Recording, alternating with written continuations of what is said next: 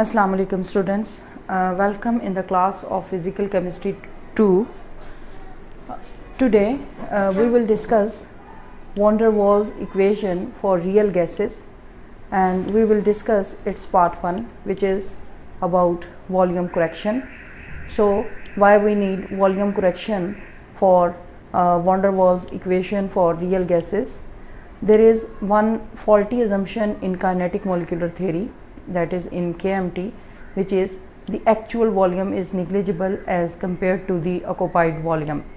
As we move ahead, we will see what is the difference between actual volume and occupied volume. और जैसा कि हम जानते हैं कि ideal gas equation PV is equal to nRT. This does not hold good for real gases, and under which factors? The first factor is high pressure. So under high pressure, what will happen that PV this will not be equal to nRT for real gases. तो इसको हम correct किस तरह से कर सकते हैं? तो van der Waals ने एक equation propose की है correction के लिए under high pressure. अब हाई प्रेशर जो है, नॉर्मल प्रेशर पे क्या होता है कि यहाँ पर देखें मैंने ये एक कंटेनर गैस मॉलिक्यूल्स का ड्रॉ किया हुआ है, और इसके अंदर मैंने for the purpose of understanding I have shown only 4 molecules here, और ये जो इसका वॉल्यूम है दिस वन हियर, इस वॉल्यूम को हम कहेंगे V vessel. This will be termed as volume of vessel. And under normal pressure क्या होगा, गैस मॉलिक्यूल्स जैसा कि आप जानते हैं they will tend to occupy all the available space. तो जितनी भी इस वेसल के अंदर नॉर्मल प्रेशर पे अवेलेबल स्पेस है वो उसको ऑक्यूपाई करेंगे, ठीक है. लेकिन जब गैस जो है वो कंप्रेस होगी तब क्या होगा, then they will come close together. और अंडर हाई कंप्रेशन क्या होगा कि सिचुएशन जो है वो कुछ इस तरह की हो सकती है.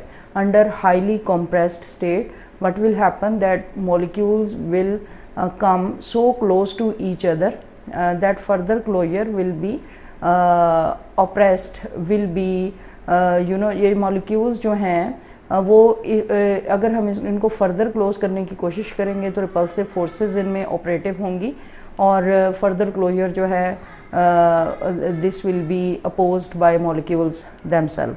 तो इससे ज़्यादा तो molecules जो है एक दूसरे के करीब आ ही नहीं सकते, जिसमें आप देख रहे हैं कि molecules जो हैं they are touching the boundaries of each other.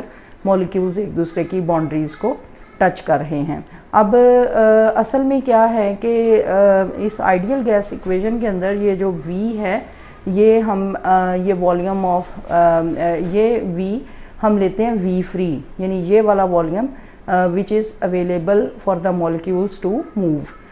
तो रियल गैस इक्वेशन के अंदर ये जो V वाला फैक्टर है वो V फ्री है, जो कि वॉल्यूम मॉलिक्यूल्स को अवेलेबल है फ्रीली मूव करने के लिए.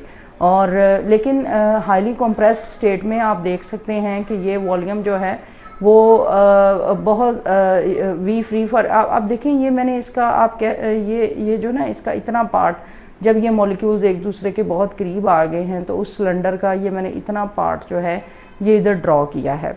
तो अब ये 4 मॉलिक्यूल्स अब ये हाईली कंप्रेस्ड स्टेट में आ गए हैं. अब इस स्टेट में ये है फॉर एग्जांपल ये इतना इस सिलेंडर का इतना हिस्सा जो है ये ऑक्यूपाई कर रहे हैं, ठीक है.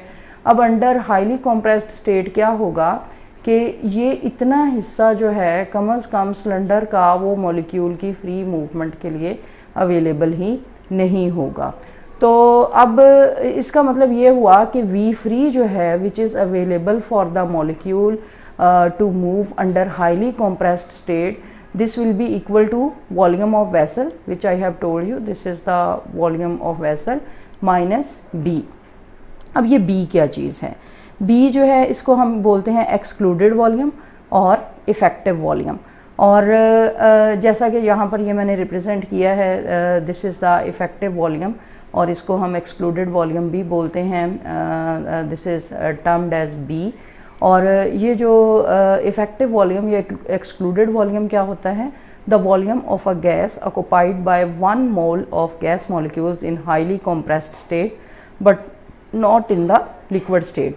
तो ये वो वाला वॉल्यूम होता है जो gas molecules highly compressed state में ऑक्युपाई करते हैं, और वो हाईली कंप्रेस्ड स्टेट क्या है, when their boundaries are touching each other. तो ये हाईली कंप्रेस्ड स्टेट में।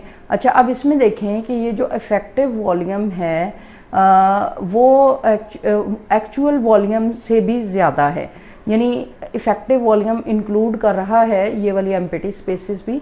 For example this one in the centre and this space, this one, this and that one at the corners, right, and this one in the center।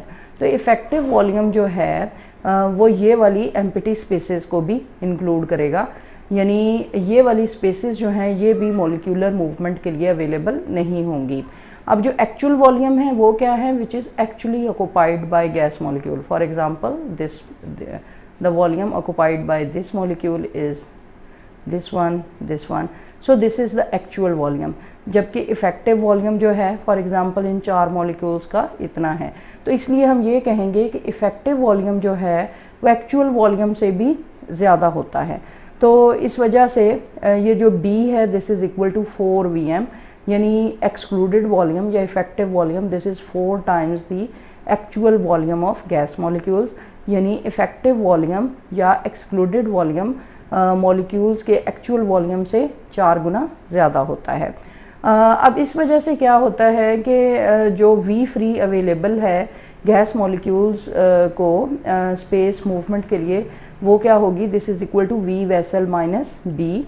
तो अब volume correction क्या होगा कि ideal gas equation P V is equal to n R T में इस volume term we की बजाय इसकी बजाय ये वाला टर्म लगेगा V vessel minus B. So this was about today's lecture. Hope you people have understood it. If there is any problem, you are very welcome to ask and comment. And we will meet in the next lecture, which will be the part 2 of van der Waals equation for real gases, and this is pressure correction. Till then, Allah Hafiz.